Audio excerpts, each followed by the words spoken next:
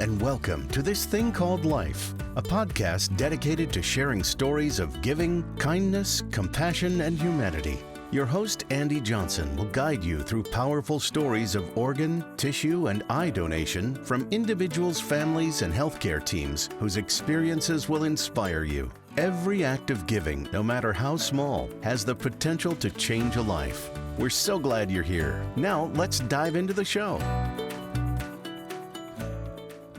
Hi, everyone. Welcome to This Thing Called Life. I'm your host, Andi Johnson, and really excited to have you join us today and meet our two guests. They're like sisters, kindred spirits in a way, and it's going to be a really good time just to hear their story and how they connected and their connection to transplant. So with that, I would love to welcome Stephanie Bates and Sister Keli. Hello, welcome and thank you for being here today. Thank you. So Stephanie, let's start with you. Mm-hmm. You are a kidney recipient. Two-time kidney recipient. Mm-hmm. Okay. Mm-hmm. Can you walk us through what led you to needing a kidney? Yeah. So I'd have to take it all the way back to like 2003 actually 1999. Okay. When I had my first child. I had what nurses would later tell me was kind of like it was an emergency cesarean, but it was a kind of traumatic procedure. And in that procedure, there was some damage done to one of my kidneys that I later found out. But then fast forward to 2003 when everything started to happen, I started to notice different signs going on in my body. Mm-hmm. That led one of my coworkers to tell me, I think you should probably go see a nephrologist because I'm seeing like one of your legs looks really swollen. Oh, wow. And I had no idea. I was 22. Oh, my goodness. I had no idea of any of that. And she said, that leg looks swollen. I think you should probably make an appointment with your nephrologist. And she was right on. She was spot on. And I went to see him, testing done, and then they, diagnosed me with like stage 3 kidney disease at that time. Wow. So I was pretty far along. I had no idea. No symptoms really other than that swollen leg. Wow. Yeah. So I was retaining water, and then I started the whole plan, seeing nephrologists regularly, and it took another 10 years before I even needed to be in a place to need a kidney or even need dialysis. Oh, That's wow. where I started. Okay. So from 2003 until 2013 is when I actually started to seriously decline and needed to start dialysis. Okay. Yeah. And then I was there for 5 years. Waiting. Dialysis centers, waitings. Oh, man. Until a great, I just told my daughter this story the other day. In that process of like having accesses placed for dialysis, I met a doctor who asked me the question of why I haven't had a transplant yet. I find that so, because you're not the first person who has said that, but what I find so interesting is that your nephrologist never just you're going to have to start dialysis. Mm-hmm. Yeah.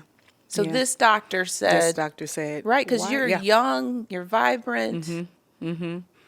And also in the same sentence, when no woman wants to hear at the doctor's office from a man, is you need to lose some weight too. Which in retrospect was exactly what I needed to do. Okay. Yeah.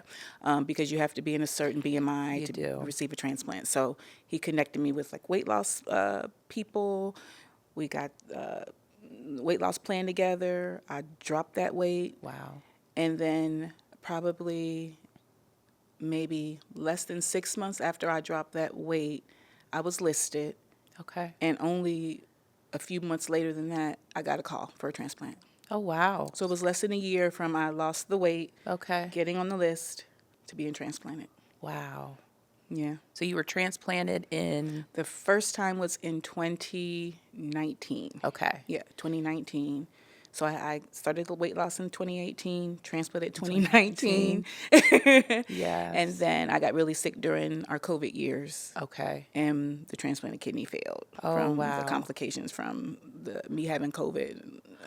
Oh, you got Yeah. COVID. Oh, my goodness. Yeah, so then I had to start dialysis again. Okay. Yeah. Oh, my goodness. So Yeah. then you received your kidney, your second kidney. Second kidney, Ohio State University. Okay. And that was in 20, what year is this? we're in 2026. 2024. Okay. August of 24. Okay. Yeah. Oh, my goodness. And he wasn't kicking at first. He took a long time. He took a few months. He's a he. Yeah, he's a he. Yeah, he's a he because he wasn't working at first. Okay. And then about 3 months in, started to kick in, and he's been doing well ever since. Oh, that's wonderful. Wonderful. Yeah, yeah. Okay. So, Sister Kelli, tell us about your journey to transplant. My journey to transplant it's funny till it's not. You know, I'm sitting at the desk doing work, worked a corporate job, and had responsibilities, direct reports and such. And I get a call, you know, your kidney, you have went into ESRD. So I'd already been through the different stages of CKD. Okay. But they said, you're going into ESRD. We need you to report to the hospital right now. I said, well, sir, you know, I got a couple reports and things due. Is it? And I'm telling the doctor this. And he's probably thinking, like, you're not hearing me. Right. Like, the seriousness. Your kidney's really gone and your brain too, because I'm telling you, you have to report to the hospital. I said, well, is there any way, can I come next week? And he said, I'll tell you what, it was a Friday. And Andy, he said, I'll give you the weekend. Because he knew I needed to process. He knew I had no idea that what he was saying to me is that my whole life was getting ready to change and that this was so serious. And so I remember going home, and I remember I told my husband at the time, I told my family, and they said, what are you doing? You should be at the hospital right now. And I said, oh, no. He said I could come Monday. Because I'm thinking, like, when you go to the emergency room, and then people started, I feel like the Lord started sending people to talk to me. You know how you get a call from somebody that you haven't heard from in a while, but they got a message for you. And so these people over the weekend started talking to me, and I said, oh, no. I said, this is serious. And so I reported, and at that time, when I reported, I got a port placed, and they put me on. They said, since you work, we will put you on peritoneal dialysis. So that's where you do the dialysis at night, at Yes, home, at home. while you're sleeping. Yes. And it was hard for me. I like to accomplish goals and get them done, and that was a goal I could not hardly get accomplished. Just everything you could think of happened. I wasn't good for peritoneal. And that happens sometimes. I've definitely heard that from other people. So they said, listen, we don't have any other choice but to put you on hemodialysis. So I said, okay, I'll go over here to hemodialysis. Basically, if you know me in the community, I'm like all happy and stuff. But basically, that's when my life fell apart. I go on hemodialysis. I have to get a divorce. I have to get an amputation because I'm not getting good enough dialysis to clean my blood. This is why I'm here now, speaking out to people and letting them know. Take your treatments seriously. Yes. Don't cut off your treatments. Don't skip your treatments because the after effect of that, sometimes you can't even come back from it. And so all that happened and everything like that, and I started hemo, and I just kind of just kind of fell in this place because when you're young and it happens, when I say young, I mean 20s, 30s, and it happens, life goes on with other people. So people who were your friends, they're still going out at night and you can't. Right. It can have wear and tear on a marriage. Sure. So all of that happened, and make a long story short, I had did 2 years on the peritoneal. Get on I'm at about year 4 of hemo. I was very dedicated to my hemodialysis. I would get up at 5:30 in the morning. I'd be in that chair at 6:30, and I did it 3 days a week. And you weren't not gonna find me there because I knew the only way that I could overcome what had happened was to put in the work. Right. And I put in the work, and they came to me. The doctor came to me and said, "Why haven't you asked me about a transplant?" And I said, "Because I just figured that this is where it would end for me. Oh, wow. I just figured that this was it. And I've made my friends here, and I've made my peace with this." And the doctor said, "Well, before you do that, what I'd like to do is give you a referral. And let's see Right. if you can get a transplant because of your age." So, Sister Kelli, how old were you when you were going through this? This probably started, this started in my mid-30s and everything like that. By the time he said, "Wait a minute, I want to check one thing before you just call it quits." Right. And it was crazy because in dialysis, if you don't do what you're supposed to do, the doctor will say something like this: "Well, we can prepare you for your next step." And if you're not, you have to be there a while to know what that means, but that means we can prepare you for hospice. Okay? So to be young, you are being faced with some things that you wouldn't even, some things you wouldn't even believe. You are hearing things you wouldn't believe. Right. You're friends with people that are sitting right here one day, and then the next day they have passed on, and you're sitting there sometimes. And Stephanie, you could probably attest to this. You're sitting there sometimes, and somebody died right next to you. And it is so the dialysis piece in itself changes you as a Yeah. person. Yeah. Yeah. But he said he gave a referral. He gave me a referral, and I said, "Okay." Because at this point I'm like, "What's this referral gonna do?" And he said, "You have to be worked up." So got an inkling of hope, and I went and did my workup. Sometimes it takes people a long time to do their workup. I did my workup in 6 weeks. So that's all the testing that you needed to go through in order to get listed. Right. So And you were moving fast. I was moving fast, and I was moving fast because I figured at some point I would get stopped and have to work on something.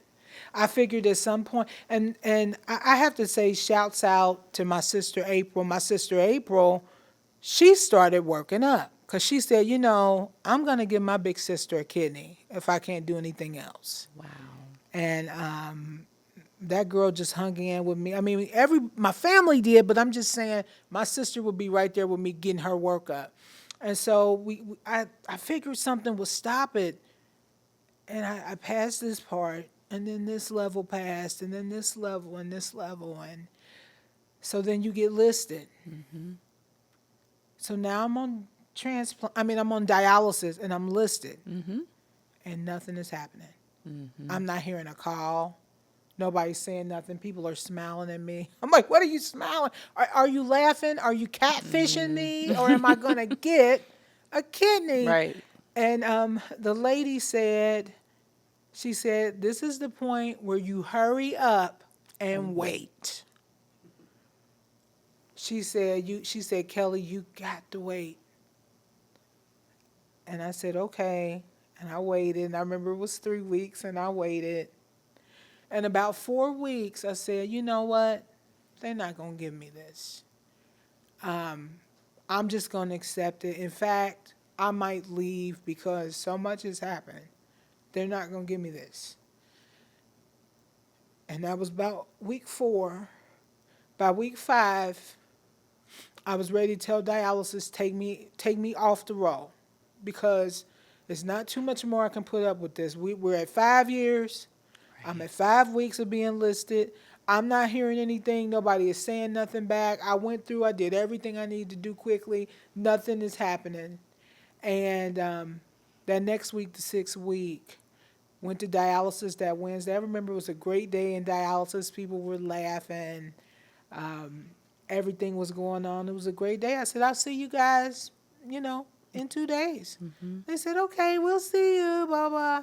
And I remember that next day I was at home taking my hair down and getting ready to cook. Well, my Thursday routine, because I was a Monday, Wednesday, Friday, and taking my hair down and getting ready, and the phones start ringing. And I said, that's nothing but my little sister, Ashley, and she's calling and she needs a favor. I said, I'll get back to her.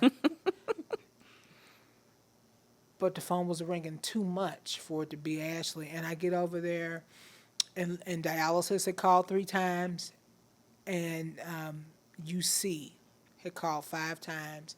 And I called dialysis first, and dialysis said, UC is trying to catch you. I said, okay, call UC. UC said, how quick can you get here?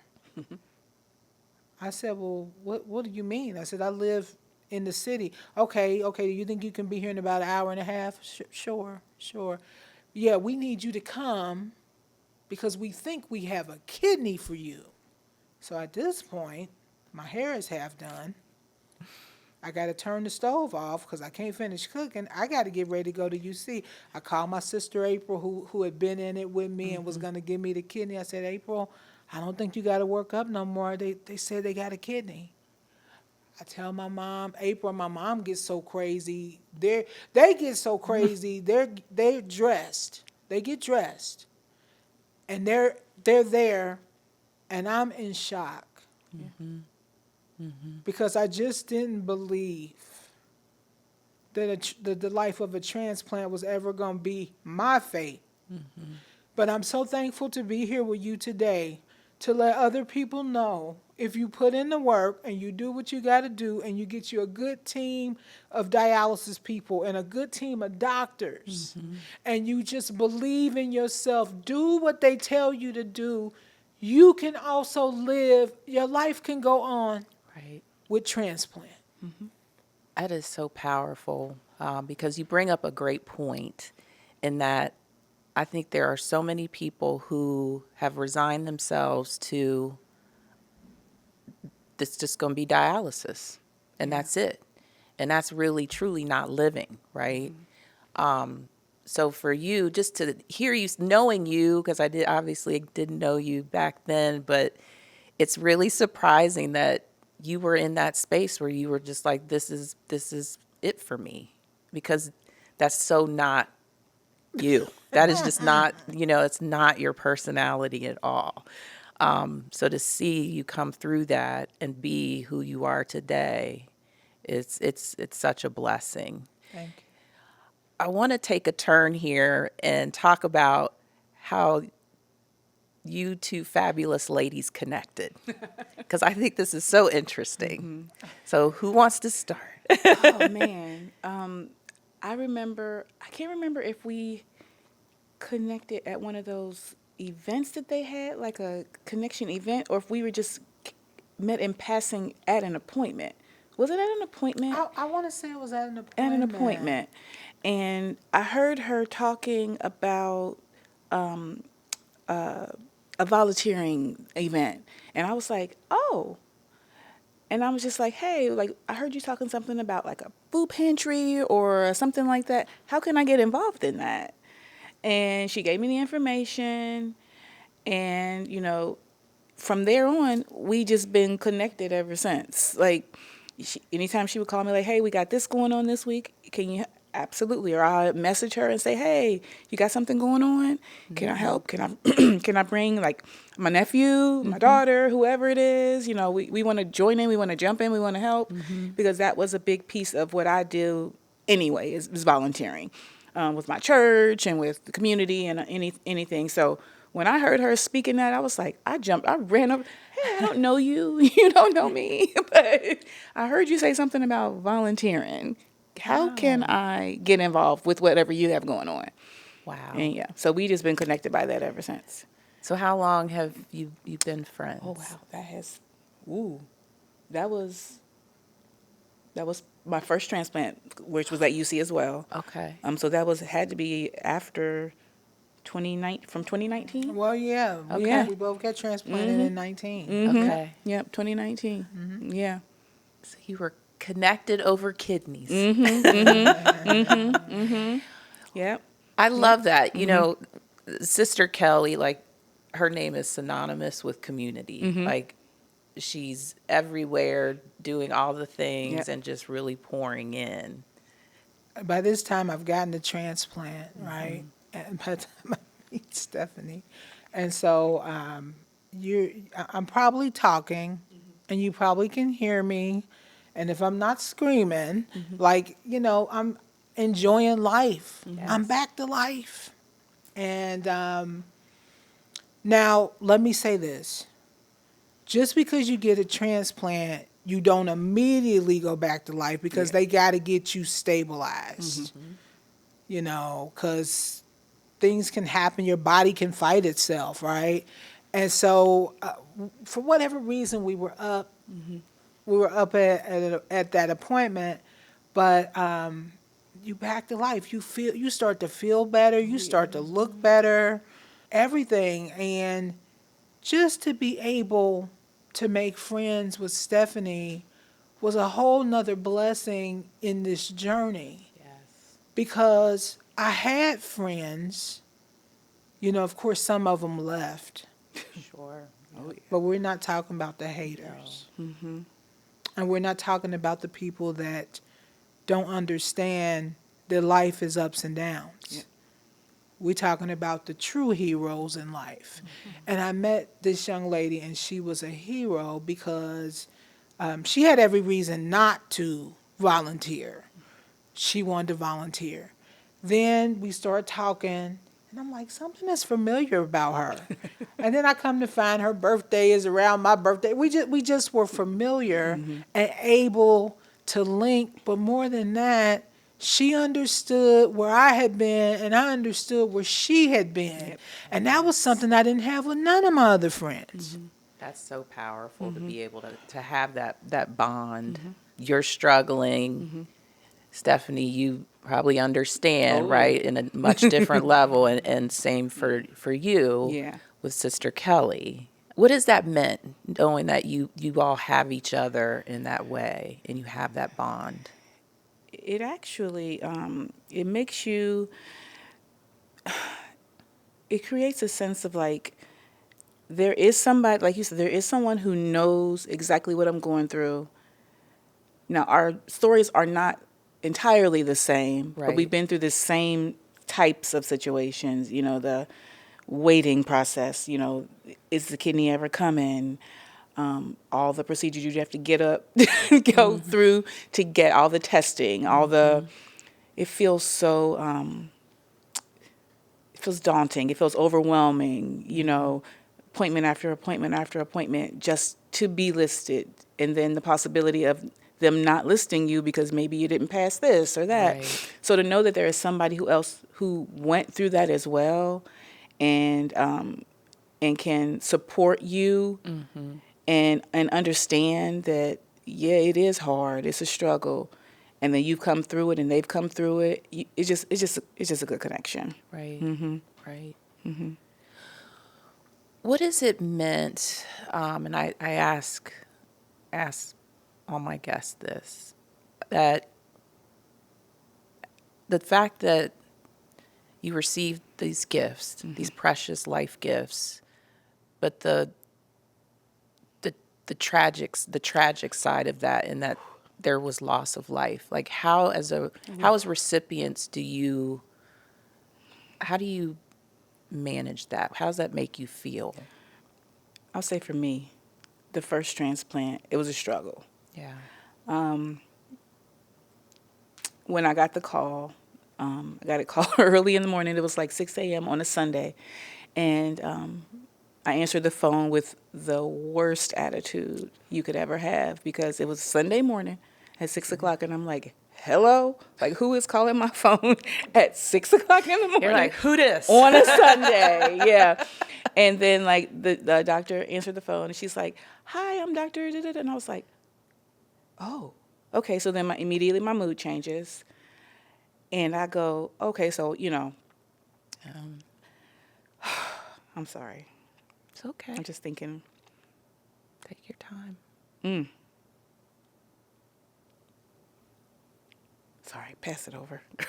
It's a life-changing moment, yes, that call. Yes. Mm-hmm. So I can only, I can only imagine the level of emotion just going back there. So how about for you, Sister Keli? What was that moment like?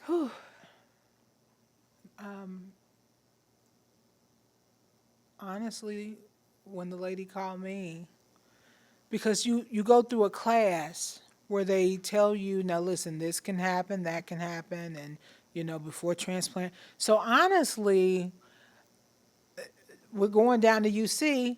I'm like, I'm not going to get this transplant. This has been my whole theme the whole time. I'm not getting this transplant. Right.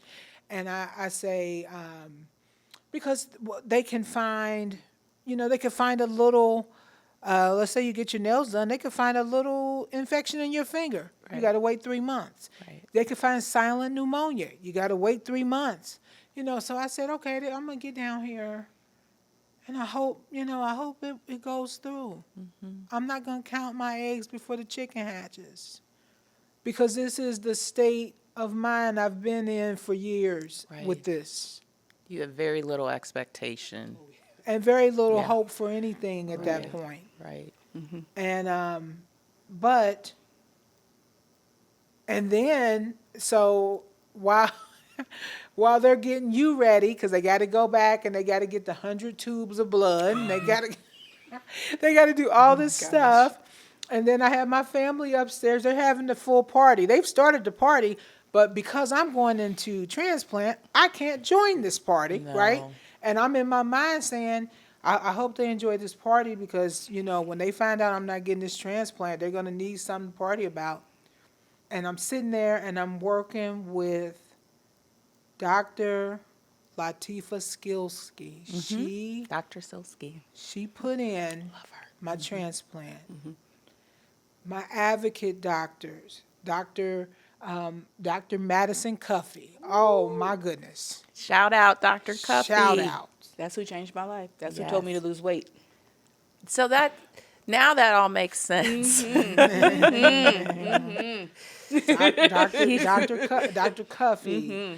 Mm-hmm. My team at Mount Auburn Nephrology, Muhammad Khan, Dr. Wong. These people really advocated for me not to let go of my life. That's right. And I'm here, and I meet Dr.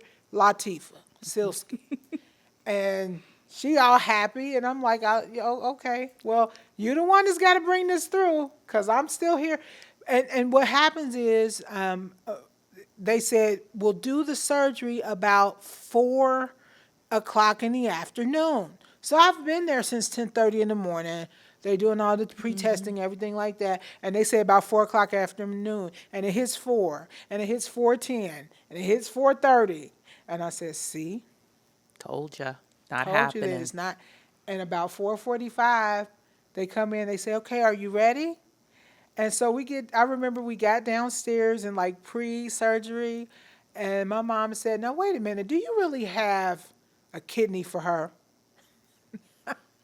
And it's so funny.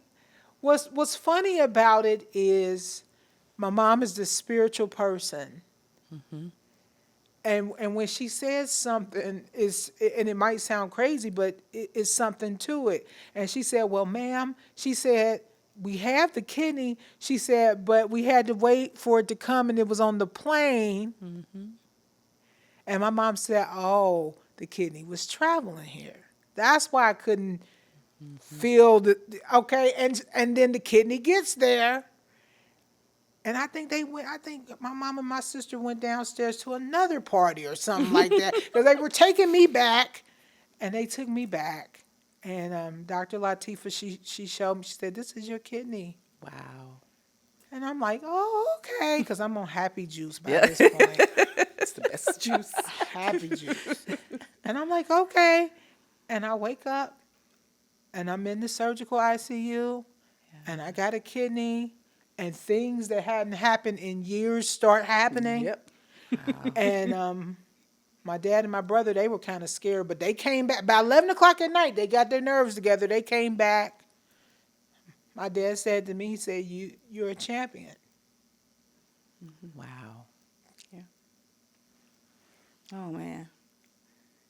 Yeah. So again, I say, you put in the work. Yeah. You believe in yourself. Listen to those doctors. Those doctors will advocate for you. Mm-hmm.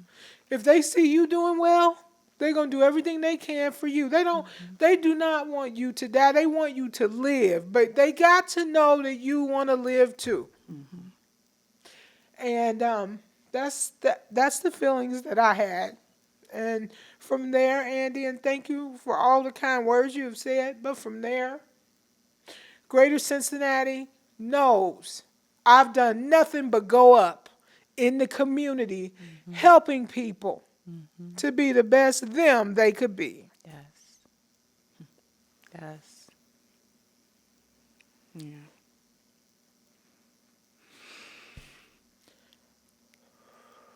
It's just amazing. Everything that you've been able to accomplish since transplant, and that both of you are so committed to improving the community, giving back. Mm-hmm. Do you think that comes from a place of just realizing that you've been given the second chance? Yeah. And now it's like we're gonna take that and we're gonna bless others mm-hmm. in the community. Is that you think where that comes from? And I know for me, having had a second chance, because when I lost that first kidney, mm-hmm. I was in a place. I was in a deep, dark place. Yeah. And my family and friends and everybody and doctors and I got myself up out of that. Mm-hmm. But I was in a place because I just knew that was for me. Everything was fine, and then to get that second chance for that, I have no choice but to pay it forward. Like there's no other option than to be out here helping and doing what I can, because I didn't have to be given that second chance, but I was, you know. Right. That's amazing. Mm-hmm. So also synonymous with Sister Keli is the Cincinnati Music Festival. And you have you're just a part of that event, and you do such an amazing job. Do you want to talk about that? Yeah, thank you. Of course. The Cincinnati Music Festival, I've been blessed to do what's called CMF Connects. And what I do is connect the community with the festival. So I'm the one that you'll see go out to, Hawksworth, and we'll connect Hawksworth with the festival. One of the ones that really touched my heart was connecting the Ken Anderson Alliance with the festival. I've gotten the opportunity to work with some of the gun violence victims and connect them to the festival. And so I think it's important to make connection because, and I take it back to to dialysis, it's nothing like being friends with people for 10 and 15 years, and then you go through dialysis, you're young, they don't understand it, they're kind of scared, so they back up, they pull back. But the thing of it is, people are going through things here in greater Cincinnati and in our nation on a daily basis. And instead of people pulling together and rallying together in unity to help one another, people are pulling back. They're saying, it's not me. That's not my problem. I'm so sorry, but that's not my problem. But guess what? If your neighbor is suffering on this side and the neighbor on this side can barely make it, what do you think is going to happen to you in the middle? Right. We all are able to make it when we help one another. Stephanie helps me. I help Stephanie. We're able to make it. Guess what? If somebody else come along and they need help, guess what? We are going to lift as we climb. Yes. So the Cincinnati Music Fest has this program called CMF Connects. It is ran by Sister Keli. She kind of directs it. And, we're doing some CMF Connect stuff now, okay? We got blessed to do the Network for Hope breakfast. We did that. We recently did the daddy-daughter dance. Oh, yes. We got with Hawksworth and did John and Friends on Kiss 107 FM. We want a kidney for this young lady named Danielle. Yes. Okay? If anybody wants to donate a kidney, see if you're a match for Danielle. Yes. And so we're getting ready. It's this year, 2026. And, just to let you know, the lineup is out, okay? Thursday night, we do have Spinderella coming, as well as Talib Kweli. Friday night's headliner is the incomparable Charlie Wilson. Yes. But Uncle Charlie. Uncle Charlie. You don't even have to ask. You're gonna get a show, right? But you're also gonna have on there Tyrese. You're also gonna have Lettucey, as well as 803 Fresh, where them fans at, okay? And last but not least, and Nelly is the special guest. Oh, nice. Yeah. Okay. You don't want to miss Nelly. Right. He's going to bring it. And so that's Friday night. Saturday night, our headliner is the queen of hip-hop soul, Mary J. Blige. I'm so excited. Oh, my goodness. But we can't just leave it in Mary. We've got Mary. We've got Trey Songz. We've got SWV. We also have Dougie Fresh, Slick Rick, and for all my old school lovers, y'all, Heat Wave is coming. Oh, wow. This is a good ticket. Yes. In fact, get your tickets now because this is going to be a sellout. This is a good ticket. It's all at Paycor Stadium this year. And Andi, I can't wait to see what you guys do. Network for Hope comes in and they get people and they do great things at the Music Fest. So, we're working on July. It's July 23rd through the 25th. Yes. So get tickets. Yes. Get tickets, get your tickets now. Yes. It's gonna be nice. It's gonna be that's a fantastic lineup. And Network for Hope has been a partner with CMF for the last probably 3 or 4 years, and it really, to your point, when you talk about connecting to community, we love it because we get to go out and we're mingling with all the guests, and we've got giveaways, but more importantly, we're able to get into conversation about organ donation, the importance of organ donation, and just the stories that we hear just from people that we meet, when we're out among the crowd, or when they come, we have a little area set up where people can come and just kind of hang out and learn more. I mean, it is just, it's amazing, and it's such a fantastic event. So I'm super excited. Mary J. Blige and SWV, that was like the soundtrack. Their albums were like, that's how I grew up listening to them. And so I love that. Yes. I'm super excited. So you also do a community event, and Network for Hope we were able to participate this past summer. Let's talk a little bit about that. I was led to do a community event, and I do it every August on Fountain Square.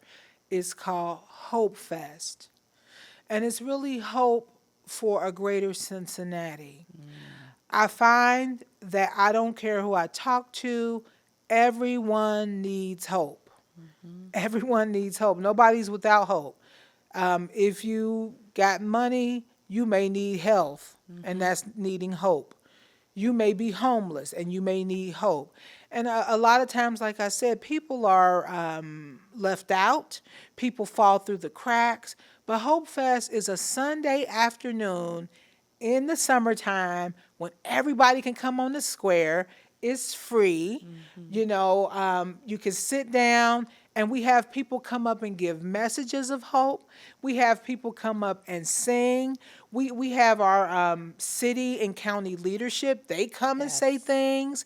We have some of our faith-based leaders, and we have people like the amazing Andi Johnson. She comes and tells you how you can donate, organ donation, so Hope Fest is for everybody. And again, this year, August 9th, we'd like to see you down in Hope Fest, no matter who, all are welcome.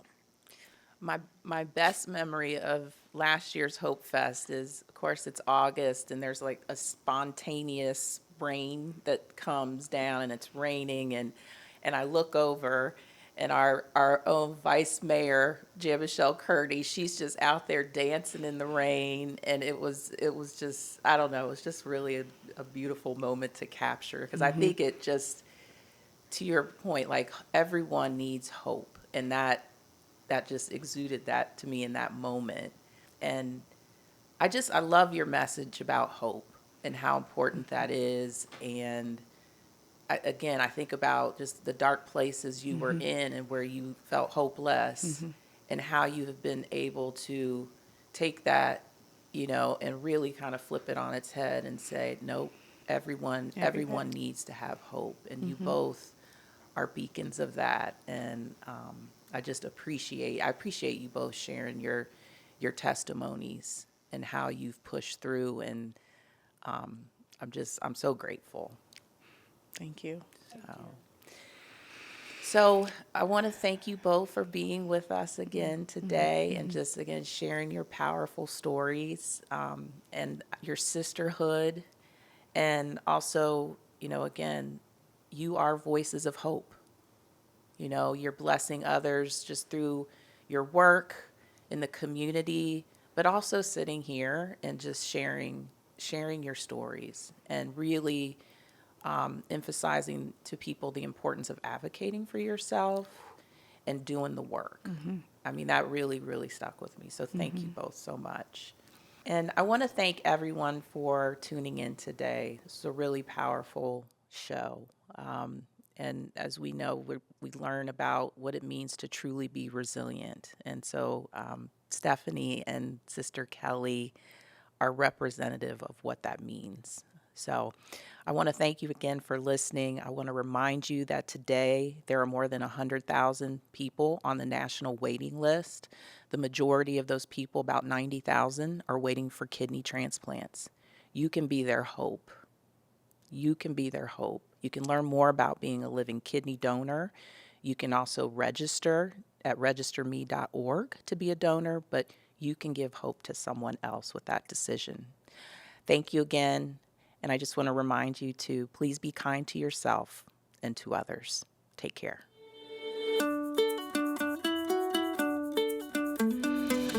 Thank you for tuning in to This Thing Called Life.